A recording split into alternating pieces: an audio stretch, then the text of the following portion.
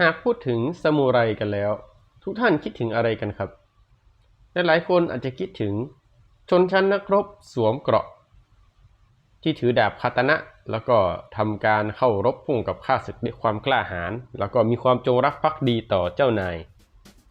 ใช่ครับนั่นคือวิถีของซามูไรซึ่งซามูไรนั้นแปลว่าทหารซึ่งมาจากคำว่าซาบูราอูแปลว่ารับใช้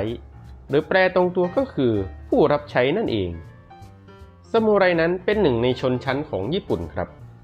ซึ่งถือว่าเป็นชนชั้นที่มีความสำคัญในสังคมญี่ปุ่นยุคโบราณเป็นอย่างมากการที่จะเป็นซามูไรได้นั้นผู้เป็นซามูไรต่างก็ได้รับการคาดหวังว่าจะต้องเป็นคนที่อ่านออกเขียนได้และต้องมีความรู้ทางด้านคณิตศาสตร์และยังได้รับความคาดหวังว่าจะได้รับความสนใจในศิลปะด้านอื่นๆอย่างเช่นการเล่นโกะวรรณกรรมบทกวีและฉากเป็นต้นแต่ว่าทั้งนี้ทั้งนั้นในประวัติศาสตร์นั้นซามูไรผู้มีชื่อเสียงหลายคนก็ไม่ได้มีสมบัติตามที่กล่าวมาไว้ด้านต้นอย่างโทโยโตมิฮิเดโยชิซามูไรผู้ยิ่งใหญ่ที่มีพื้นเพมาจากชาวนาหรือโอดะโดกังผู้ที่สามารถปกครองเอโดะได้เป็นคนแรกก็ได้เคยเขียนระบายความในใจว่าเขามีความละอายใจที่ได้พบว่าแม้แต่ผู้คนธรรมดานั้นยังมีความรู้ด้านกวีมากกว่าเขาเสียอีกทำให้เขารู้สึกอัปยศจนต้องสละราชสมบัติครับแต่ทั้งนี้ทั้งนั้นในวันนี้เราจะไม่ได้มาลงลึกเกี่ยวกับประวัติศาสตร์หรือว่าการรบของซามูไรกันครับเราจะมาพูดถึงประเพณีหนึ่งที่ก่อนที่ซามูไรทุกคนจะก้าวขึ้นมาเป็นซามูไรเต็มตัวนั้นต้องผ่านพิธีนี้ซึ่งนั่นก็คือประเพณีชูโดครับผมชูโดคือสายใยรักที่เกิดขึ้นระหว่างซามูไรผู้แก่กล้าวิชากับซามูไรที่ยังไร้ประสบการณ์ครับผมเขาว่าไว้อย่างนี้ว่าเปรียบได้กับดอกไม้แห่งจิตวิญญาณของซามูไรที่ได้ก่อสร้างพื้นฐานที่แท้จริงของลัทธิความงามผู้ที่เป็นซามูไรขึ้นมาซึ่งไปคล้ายคลึงกับพิธีของกรีกโบราณที่ผู้ชายวัยผู้ใหญ่จะทำการส่งมอบความรู้หรือว่าประสบการณ์ให้กับผู้ที่เด็กกว่าหรือก็คือผ่านการตุยตูดนั่นเองสำหรับสังคมของซามูไรนั้นสิ่งนี้ถือว่าเป็นเกียรติแล้วก็เป็นพิธีกรรมที่สำคัญครับและเป็นสิ่งหลักๆที่จะสืบทอดความคิดคุณค่าและจิตวิญญาณและทักษะแห่งประเพณีซามูไรไปสู่ซามูไรรุ่นต่อๆกันได้มีอีกชื่อหนึ่งก็คือบิโดหรือก็คือวิถีแห่งความงามครับซึ่งมันอธิบายไว้ว่าเป็นความรักอันหนักแน่นที่ซามูไรสองคนมีให้แก่กันและเป็นสิ่งที่เกือบจะยิ่งใหญ่เท่ากับความรักแบบเดียวกันที่มีให้แก่ไดเมียวแต่ว่าทั้งนี้ทั้งนั้นถึงแม้ว่าซามูไรจะรักในซามูไรด้วยกันแค่ไหนก็ตามแต่ซามูไรก็มีการแต่งงานกับผู้หญิงเพื่อเป็นการสืบทายาทครับผมซึ่งหลักๆคร่าวๆก็คือจะมีการแต่งงานกับบรรดาผู้ที่มียศศักดิ์บรรดาเท่าๆกันการมีภรรยาน้อยก็ต้องมียศศักดิ์พอๆกันเช่นกันครับทั้งนี้ทั้งนั้นชูโดเป็นประเพณีแห่งความงามซึ่งเป็นคนละอย่างกับคำว่าบูชิโดครับคำว่าบูชิโดแปลว่าแนวทางของนักรบหมายถึงว่าหลักการที่ซามูไรหรือว่านักรบญี่ปุ่นทุกคนควรยึดถือปฏิบัติได้แก่ความสำคัญกับหลัก7ประการคือยุติธรรมกล้าหาญเมตตาการเคารพผู้อื่นความซื่อสัตย์ศักดิ์ศรีและความจงรักภักดีซึ่งเป็นที่มาของธรรมเนียมเซปปุกุหรือว่าฮาราคิริซึ่งเป็นการคว้านท้องฆ่าตัวตายเพื่อรักษาเกียรติศักดิ์ศรีนั่นเองครับส่วนคำว่าโรนินนั้นก็คือนักรบที่ไม่มีนายเนื่องจากว่าซามูไรนั้นเขาจะมีความจงรักภักดีกับเจ้านายเขาเป็นอย่างมากถ้าหากว่าเจ้านายตายหรือมีเหตุให้ไม่ได้รับใช้เจ้านายคนนั้นแล้วซามูไรก็จะกลายเป็นโรนินแต่ว่าอย่างนั้นอย่างนี้ก็คือโรนินก็คือถือว่ายังเป็นบูชิหรือว่านักรบอยู่เหมือนเดิมเพียงแต่ว่าไม่ได้เป็นซามูไรนั่นเองครับแล้วทีนี้เราจะมาพูดถึงชูโดในบางตำรานั้นกล่าวได้ว่าในอดีตนั้นเมื่อหญิงสาวมีประจำเดือนนั้นจะไม่สามารถมีเพศสัมพันธ์กับบุรุษได้เพราะถือว่ามันเป็นสิ่งที่สกปรกครับทำให้เหล่าผู้ชายที่มีความกลัดมัน หันมากินกันเองพูดง่ายๆนั่นเองครับและเป้าหมายที่ถูก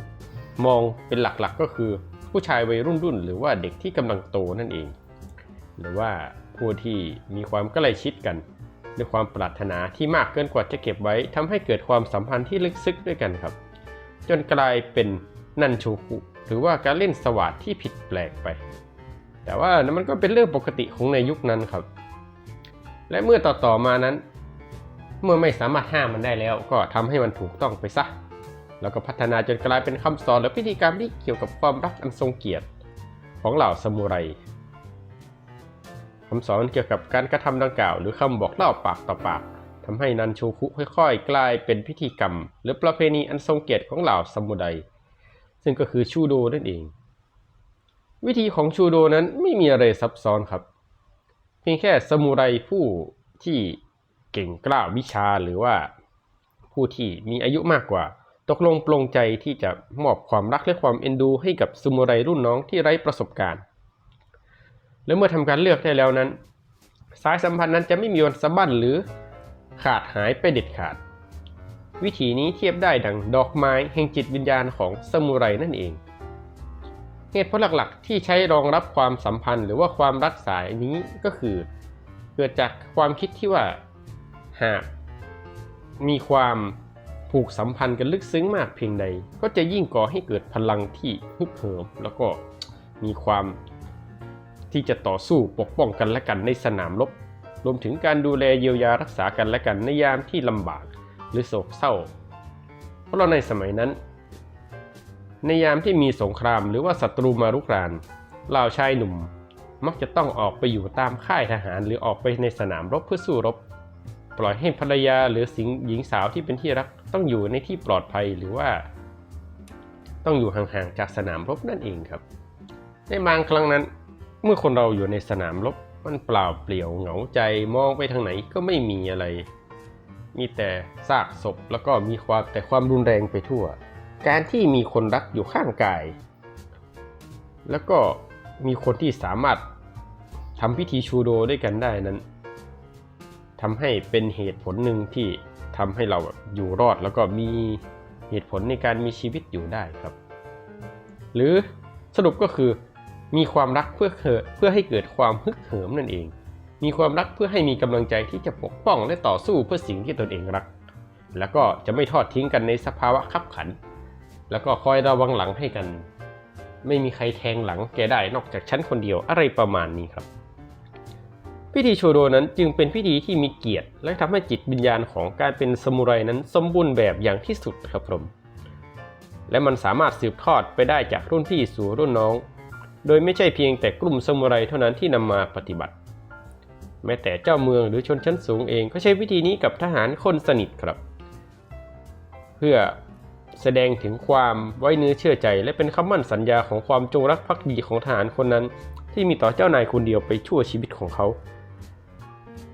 แต่ทว่าพิธีกรรมชูโดนั้นก็ได้สิ้นสุดลงเมื่ออารยธรรมทางตะวันตกได้เข้ามาสู่ประเทศญี่ปุ่นมันได้หายไปพร้อมๆกับการกวาดล้างซามูไรรวมถึงค่านิยมใหม่ที่เข้ามาแทนที่คือการที่ให้คุณค่ากับความงามของผู้หญิงทั้งใบหน้าและรูปร่างและเครื่องแต่งกายจนทำให้ในปัจจุบันนั้นถ้าไม่มีการศึกษาหรือว่าทำการฟื้นฟูวัฒนธรรมนั้นก็จะไม่มีใครรู้เลยว่าวิถีของซามูไรแบบนี้มีอยู่จริงๆเสริมด้วยครับแม้แต่ผมที่กำลังทำคลิปอยู่เช่นนี้ผมก็รู้สึกตกใจเป็นอย่างมากเหมือนกันครับในช่วงแรกๆที่ผมรับรู้ข้อมูลเหล่านี้ว่ามันก็มีแบบนี้เช่นกันแต่ทั้งนี้ทั้งนั้นก็ไม่ใช่เรื่องผิดแปลกเช่นกันที่จะเกิดมีการรักร่วมเพศหรือว่าการมีความสัมพันธ์อะไรแบบนี้ครับแล้วก็อีกอย่างหนึ่งก็คือการที่มีความรักระหว่างเพศเดียวกันนั้นก็ไม่ใช่เรื่องที่ผิดเพราะว่าตราบใดที่คนเรายังทำหน้าที่ของตัวเองได้ดีแล้วก็ไม่ขาดตกบกพร่องการที่เราจะตอบสนองต่อความต้องการของตัวเองก็ไม่ใช่เรื่องผิดเช่นกันถ้าหากว่าไม่ไปทำให้ใครเดือดร้อนหรือว่าทำให้เกิดความเสื่อมเสียครับแล้วก็ส่งท้ายคลิปด้วยชูโดนั้นถูกใช้ในเป็น การสร้างขวัญกำลังใจและพลังในการสู้รบตั้งแต่ปีค.ศ. 1200 ถึง 1867 เพิ่งมายกเลิกได้ไม่นานไม่ถึง 300 ปีให้หลังนี้เองครับอย่างที่กล่าวไว้ข้างต้นแม้ว่าสุดท้ายนั้นวิถีชูโดจะถูกแบนหายไปพร้อมกับวัฒนธรรมซามูไรแต่ว่ามันก็ไม่อาจจะถูกลบออกไปจากประวัติศาสตร์ได้เหลือไว้แต่ความยิ่งใหญ่แล้วก็ความอย่างวะในประวัติศาสตร์ของคนยุคนี้ที่เข้าไปศึกษานั่นเองครับแล้วก็สำหรับคลิปนี้ก็ฝากกดไลค์กด Subscribe กดแชร์กันด้วยนะครับและคอนเทนต์คลิปต่อๆไปก็หวังว่าจะได้มาในไวๆนี้เหมือนกันก็สวัสดีครับ